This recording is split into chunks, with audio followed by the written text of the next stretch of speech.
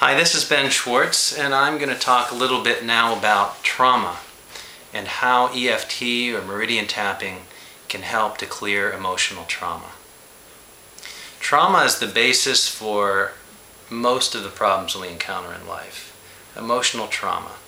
Sometimes we don't think of things as trauma unless they're big and catastrophic. But really, to me, any negative thing that ever happens to us, any negative event, experience that leaves an emotional, negative impact on us and affects our future outlook is considered a trauma, in my opinion. And so, by working with those things from our past that are keeping us stuck in the past, we can clear the way to a more conscious present experience and a much brighter future. Patterns tend to continue throughout life, and those patterns, those negative patterns, are based on subconscious programming. We can't help but be programmed in our subconscious by the experiences that we have in life.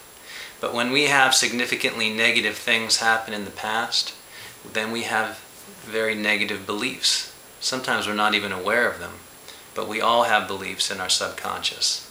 Sometimes we know it, sometimes we don't. But in either case, we are affected. Our perceptions are affected by that. Our relationships are affected by that. Our expectations, our hopes, our dreams, our fears, our anxieties, our phobias, all of it traces back to different kinds of traumas, large and small. By using the technique that I love the most, which is EFT, meridian tapping, I can guide you to release these stored impressions in your mind, in your body-mind, you could say, by activating energy points as you focus on the traumatic incident that happened. It's not a difficult process, and it doesn't always take a long time. Sometimes it happens very quickly.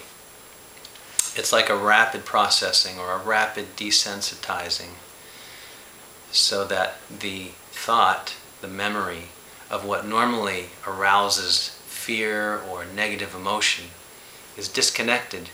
Your nervous system relaxes as you focus on the traumatic memory, and as a result of that relaxing of your whole nervous system, the mind gets the message that it's okay to let that go. Once that memory is released, it becomes very distant, very faded. A memory that might have been very vivid and intense and intrusive, always coming into your mind. Maybe you've been dreaming about it, or different experiences trigger it and bring it up again, can be reduced, usually, quickly, to a zero, in which case it's so distant that it's almost hard to visualize. That's when we know it's done. And normally those memories, once they reach that level in the process of working it out and releasing it, they don't come back.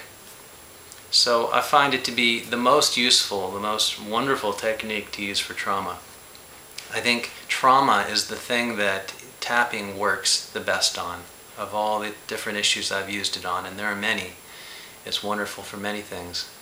But trauma, it's usually the most obvious difference. The most profound changes happen with trauma.